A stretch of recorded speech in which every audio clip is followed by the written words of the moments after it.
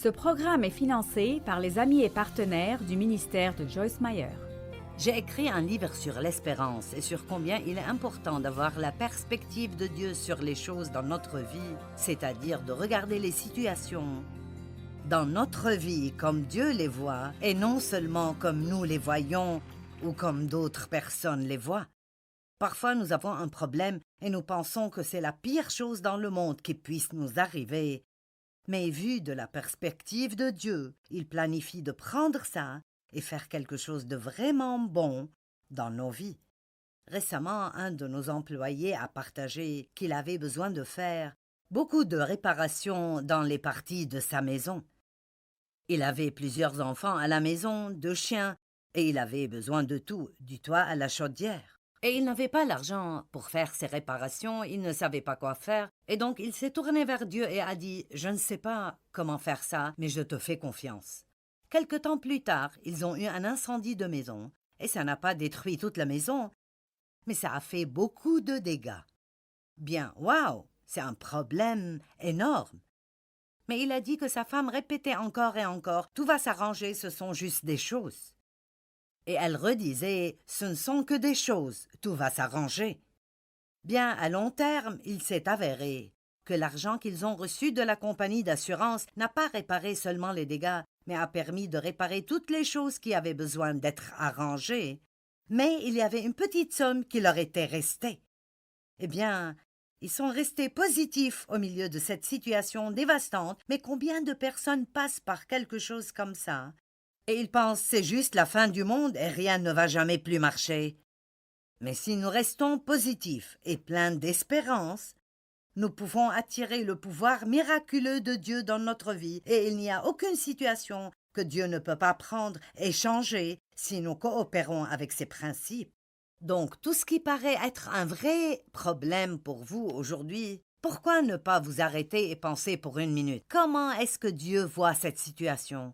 Et je crois que ça va vous mettre un sourire sur le visage et vous serez remplis d'espoir. Que Dieu vous bénisse.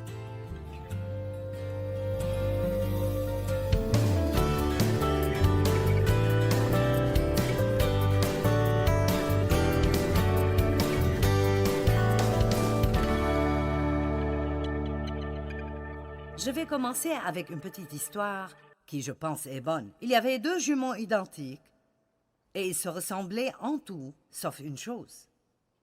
L'un était un optimiste qui voyait uniquement le côté brillant de la vie dans toutes les situations. L'autre était un pessimiste à l'esprit sombre qui ne voyait que le mauvais côté de chaque chose.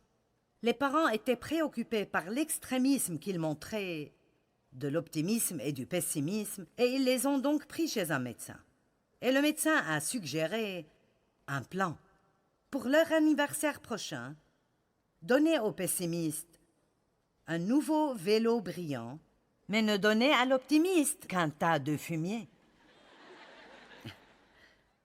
C'était une chose extrême à faire. Les parents avaient toujours traité également leur garçon. Mais ils ont décidé d'essayer de faire ce que le médecin a dit de faire. À leur anniversaire, les parents donnèrent aux pessimistes le vélo de course le plus cher et le plus haut de gamme, jamais vu auparavant. Et quand il vit le vélo, ses premiers mots étaient « Je vais probablement me casser la jambe ». À l'optimiste, il donne une boîte de fumier soigneusement emballée.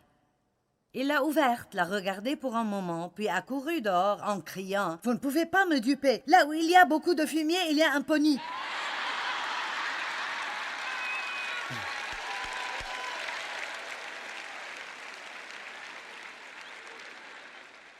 Maintenant, laissez-moi partager avec vous que j'étais, pour une grande partie de ma vie, une personne extrêmement négative.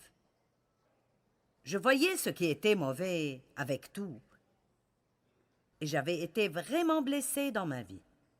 J'avais beaucoup et beaucoup de déceptions et vraiment, pour être honnête, quand je me suis mariée avec Dave à l'âge de 23 ans, je ne pouvais pas me souvenir d'avoir jamais été heureuse.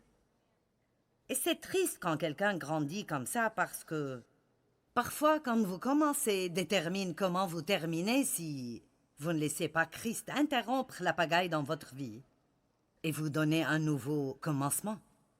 Je crois que les personnes qui ont eu un temps difficile dans leur vie, très souvent, ont peur de s'attendre à quelque chose de bon parce qu'elles ne veulent pas être déçues. La douleur de la déception a été si prévalente dans leur vie qu'elles pensent juste « Bien, je ne vais pas m'attendre à quelque chose de bon parce que ça n'arrivera pas. » Écoutez, si c'est votre cas, aujourd'hui, vous devez faire un changement. Vous devez faire un changement. C'est étonnant comme la vie pourrait devenir bonne si vous refusez d'arrêter d'espérer. Et il est mieux d'espérer quelque chose de bon toute votre vie et ne jamais l'obtenir que de ne rien espérer et ne rien obtenir. Quand vous êtes plein d'espoir, ça vous rend heureux. Vous êtes heureux et le diable ne veut pas nous voir heureux. Le voleur vient seulement pour tuer, voler et détruire. Mais Jésus a dit « Je suis venu afin que vous ayez la vie et que vous l'ayez en abondance à ras-bord jusqu'à débordement. » Beaucoup des attaques de l'ennemi contre nous ne sont pas ciblées pour voler nos affaires ou pour nous voler cette promotion ou quoi que ce soit. Il est après notre joie. Parce que la joie est énergie. La Bible dit « La joie du Seigneur est notre force », mais je vais le dire autrement. La joie est énergie. Je ressens vraiment de l'énergie physique qui coule dans mon corps quand j'ai une bonne attitude et je ressens tout s'écouler de moi quand j'ai une mauvaise attitude. Maintenant, écoutez, votre attitude est vôtre.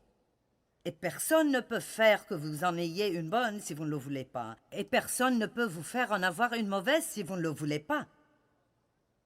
Je vais le redire. Votre attitude est vôtre. Et vous n'en aurez pas une bonne si vous ne le voulez pas.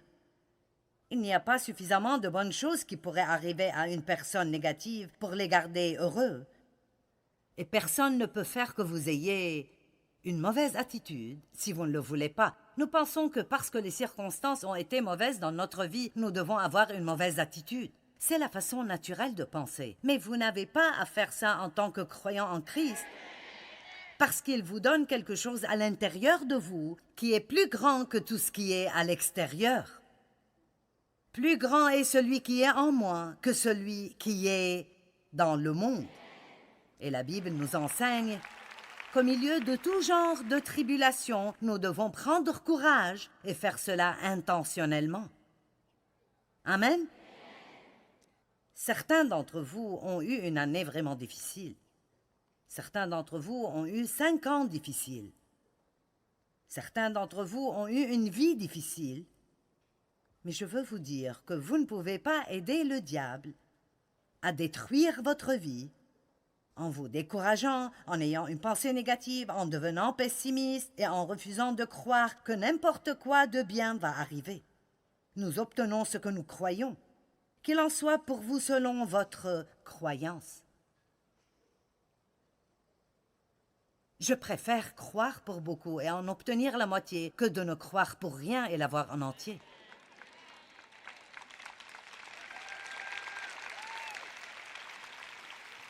Je pense que souvent, nous ne sommes pas agressifs dans l'espérance.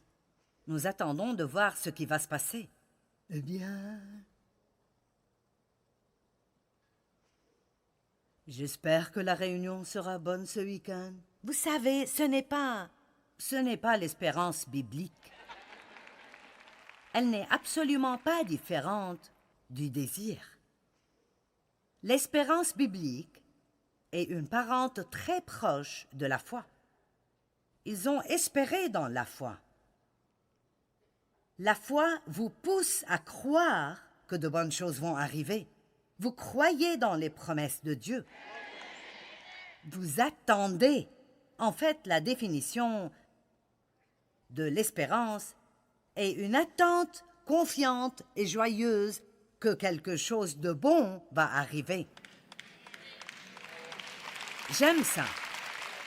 Et écoutez-moi, parce que beaucoup de gens pensent, bien, je n'y peux rien si je ne ressens pas ça. Nous ne parlons pas de ce que nous ressentons, nous parlons de ce que nous décidons de croire. et de ce que nous décidons de dire. Et je sais que je continue de le dire et le redire ce week-end, mais ouvrez la bouche et dites quelque chose de positif, parce que ce que vous dites coule de votre bouche, pénètre dans vos oreilles, retombe dans votre esprit. Et vous pouvez littéralement vous parler pour changer votre humeur. J'ai dit que vous pouvez vous parler et changer votre humeur. Vous pouvez vous parler et changer votre humeur. Vous pouvez vous parler hors de l'apitoiement sur soi. Et vous le faites en utilisant la parole de Dieu. Une attente favorable et confiante, ça a à voir avec l'invisible et l'avenir. L'espérance est la bonne anticipation de quelque chose. J'ai commencé en janvier cette année à dire cela dans ma propre vie régulièrement. Je ne manque pas beaucoup de jours et j'encourage les gens partout où je vais et à la télévision. Et si j'étais vous, avant de mettre les pieds sur le plancher le matin ou dans les quelques minutes après que vous vous leviez, ouvrez votre bouche et dites, ouvrir votre bouche veut dire déclarer à haute voix, quelque chose de bon va arriver dans ma vie aujourd'hui. Et ne vous arrêtez pas là. Continuez et rendez l'ennemi vraiment furieux et dites, et quelque chose de bon va arriver à travers moi aujourd'hui. Quelque chose de bon va arriver dans ma vie et quelque chose de bon va arriver à travers moi parce que nous sommes bénis pour être une bénédiction. N'arrêtez pas en voulant juste être bénis.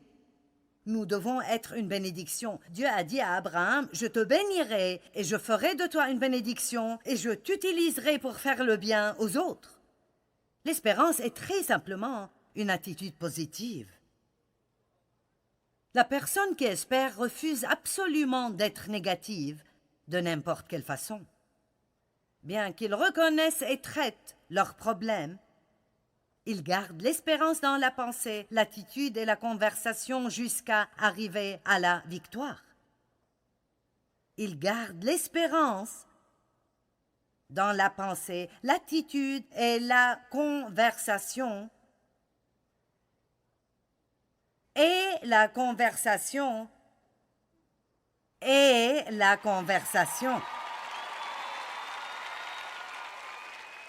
Jusqu'à arriver à la victoire. N'importe qui peut décider d'être plein d'espoir. Si je n'arrive pas à me faire comprendre aujourd'hui, alors je perds mon temps. Parce que si nous allons laisser nos sentiments et nos circonstances déterminer si notre espérance est en haut ou en bas, alors l'ennemi a le contrôle. Nous lui avons juste remis les clés de notre vie. Fais ce que tu veux.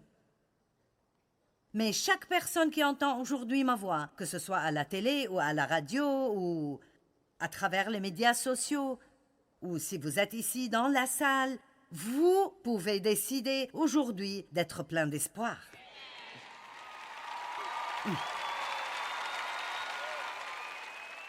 Et pourquoi devrait-on en décider autrement? Si vous pouvez vous rendre heureux, pourquoi ne pas le faire? Vos pensées, vos attitudes, vos paroles vous appartiennent et vous n'avez pas à attendre quelques sentiments spéciaux pour être plein d'espoir. Nous prenons des décisions et les sentiments suivront nos décisions. Nous prenons des décisions et les sentiments suivront nos décisions. Nous n'attendons pas de comment nous nous sentons, puis nous prenons une décision. Hey, tu vas aller à la conférence de Joyce Meyer ce week-end? Je vais voir comment je me sens.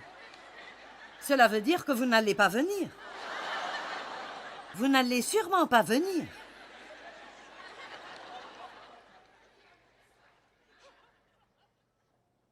J'aime Romains 15:13. Il dit que le Dieu de l'espérance vous remplisse. Le Dieu de l'espérance. Il est le Dieu de l'espérance. Il n'est pas le Dieu du désespoir. Il est le Dieu de l'espérance. Que le Dieu de l'espérance vous remplisse de toute joie et toute paix dans la foi. Et croire vraiment est une attente positive. Elle regarde les promesses de Dieu et dit « C'est pour moi et je crois que Dieu va faire cela dans ma vie. » Allez, combattez pour vous-même. Ne restez pas passif en attendant que quelque chose de bien arrive dans votre vie ou en étant jaloux de tous ceux à qui quelque chose de bon arrive. Eh bien, rien de bon ne m'arrive jamais. Eh bien, c'est l'attitude. Vous dites, merci Dieu que tu les as bénis. Et en passant, je suis dans cette ligne aussi.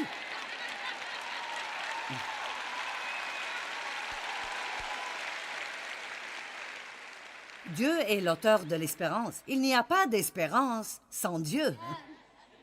Pas étonnant que le monde soit en désarroi. Oh mon Dieu! Oh mon Dieu! Il vaudrait mieux que nous prenions courage parce que dans le monde où nous vivons aujourd'hui, avec la colère et la négativité et les mauvaises nouvelles et toutes les choses que nous entendons, pas étonnant que Dieu a voulu que j'écrive un livre appelé Espérer. Si vous avez un peu d'espérance, je veux que vous ayez beaucoup d'espérance. Si vous avez eu beaucoup d'espérance, faites qu'elle soit radicale.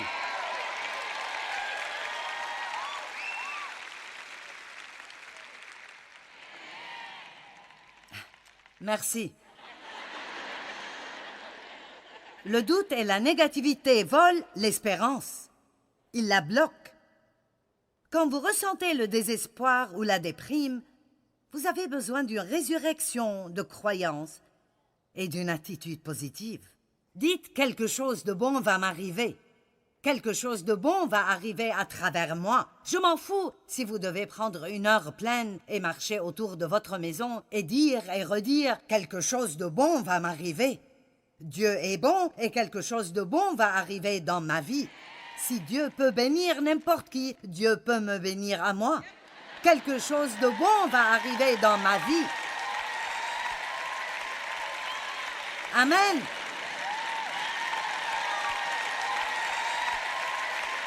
Je sens une onction ici. La dépression et la négativité sont en train d'être brisées de sur les personnes. Dites adieu à ces mauvaises attitudes. C'est un nouveau jour.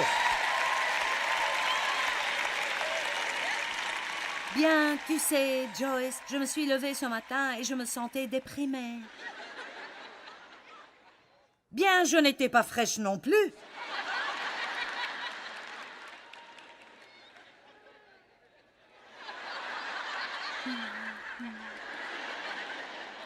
Quelque chose de bien va arriver dans ma vie aujourd'hui.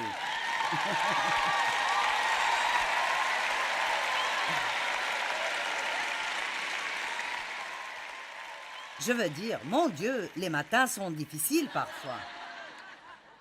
Ouh! Surtout quand vous êtes devenu assez vieux pour que tout ce qui était là dégringole là.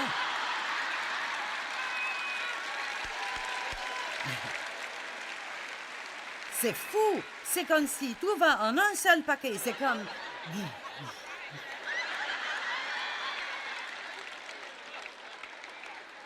Qu'est-ce qui m'est arrivé?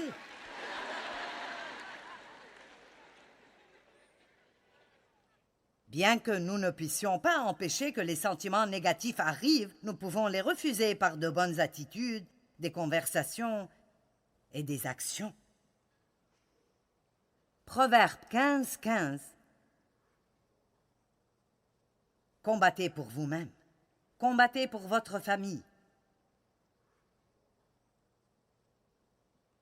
Si vous êtes la femme dans la maison, vous êtes une maman. Maman, réjouis-toi. Si maman n'est pas contente, personne n'est content. Quand je grandissais, j'ai eu une enfance difficile et j'ai développé cette habitude de toujours m'attendre à de mauvaises choses.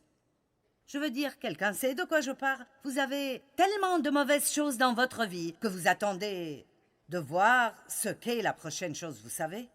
Et quand j'ai commencé à servir Dieu et à me rapprocher de lui, un matin, je me regardais dans le miroir et j'ai senti cette oppression menaçante. Je pouvais juste la sentir et j'ai dit à Dieu, « Qu'est-ce que c'est ?»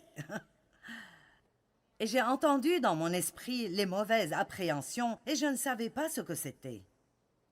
Mais ici, dans les Proverbes 15, 15, la Bible dit « Et tous les jours du malheureux et du pauvre sont mauvais à cause des pensées et des mauvaises appréhensions. Mais le cœur content est un festin continu, indépendant des circonstances. N'est-ce pas une grande écriture? Et nous avons déjà parlé au sujet de prendre l'autorité sur l'ennemi. Et je sais que certains d'entre vous se demandent de quoi parle-t-elle? Prendre l'autorité sur l'ennemi? La Bible dit que nous pouvons résister au diable et il fuira. Et nous ne voyons pas le diable ou Satan avec nos yeux, ni les mauvais esprits, mais vous pouvez certainement sentir leur oppression.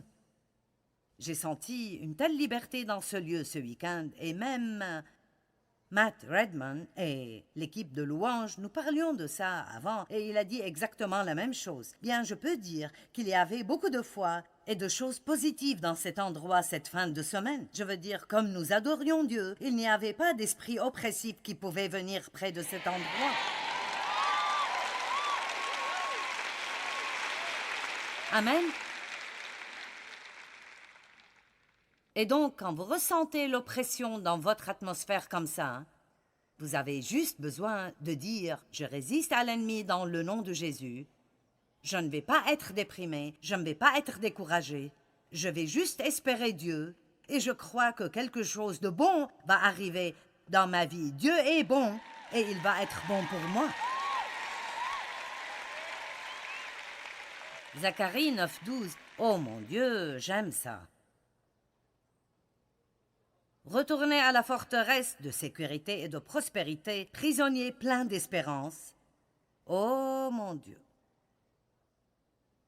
Aujourd'hui encore, je le déclare, je te rendrai le double de ta prospérité antérieure. Wow! Ok, maintenant écoutez, il n'a pas dit que je le fais en ce moment même. Il a dit, je vous déclare que je ferai cela dans votre vie. Mais pour que vous puissiez le voir, vous devez être des prisonniers de l'espérance. Vous savez ce que cela signifie? Je suis juste captif de l'espérance. Je n'y peux rien. Je crois Dieu. Je n'y peux rien. Je suis juste enthousiasmé de voir les grandes choses que Dieu fait dans ma vie. Allez, pourquoi ne pouvons-nous pas vivre comme ça? Écoutez, si je vous disais, disons que je choisis quelqu'un ici et je dis, « Ok, tu me donnes ton adresse et je vais passer dîner chez toi demain. Maintenant. Ok, je ne suis qu'une personne. » Mais vous dites, OK, 3 heures, et je dis, OK, à 3 heures, je serai là. Voici ce qui va se passer. Quand 3 heures moins le quart arrive, vous seriez... Vous aurez tout prêt. Vous serez en train de regarder l'allée. Hein?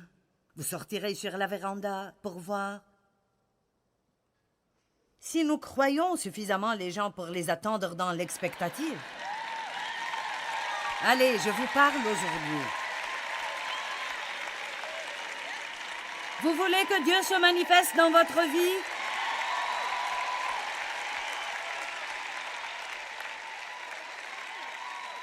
Vous savez, nous avons besoin d'attendre dans l'expectative le retour du Seigneur. Il a dit, « Je reviens ». Quand vous vous y attendez le moins, je reviens.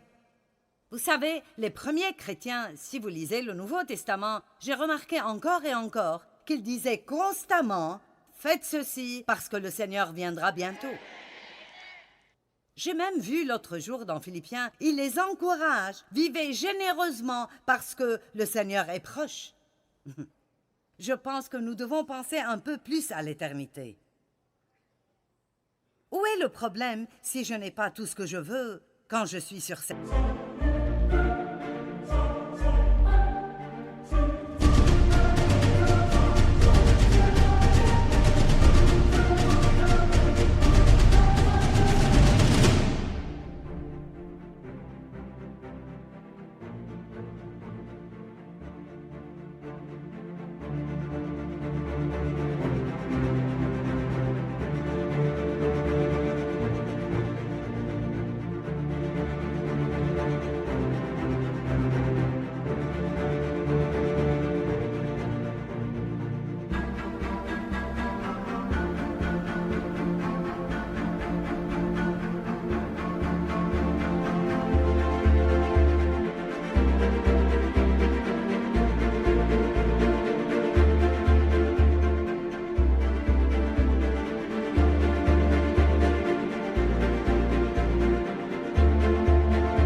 je vais y croire.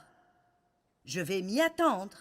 Et si je dois passer à l'éternité pour la voir, je vais la voir. Parce que lorsqu'on y arrivera, toutes choses, quand vous y arriverez, toutes choses vont être à votre disposition. Vous allez connaître comme vous êtes connu. Pensez à cela. Si vous avez mal aujourd'hui, doutant si les choses seront meilleures un jour, je veux vous lire cette histoire d'espérance que Bill a envoyée.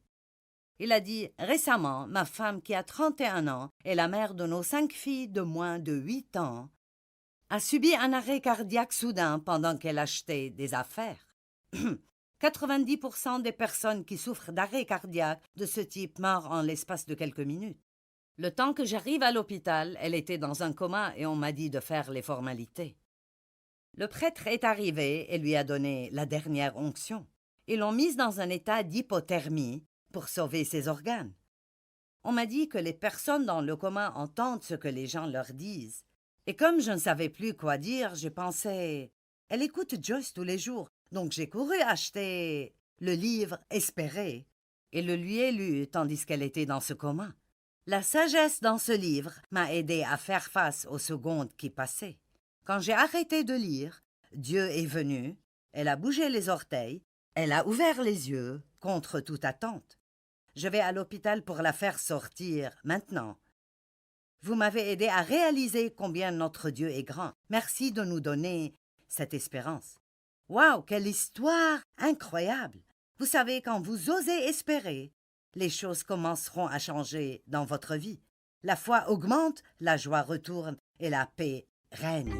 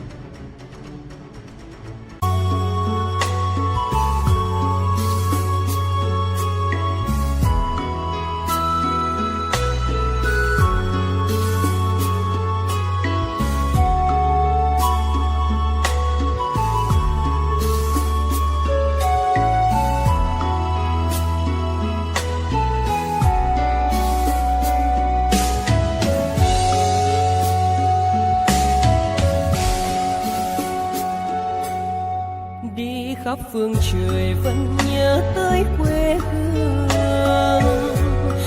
Người về đây thăm làng Trù quê mẹ và làng Sen quê cha, xúc động bồi hồi người rơi giọt lệ.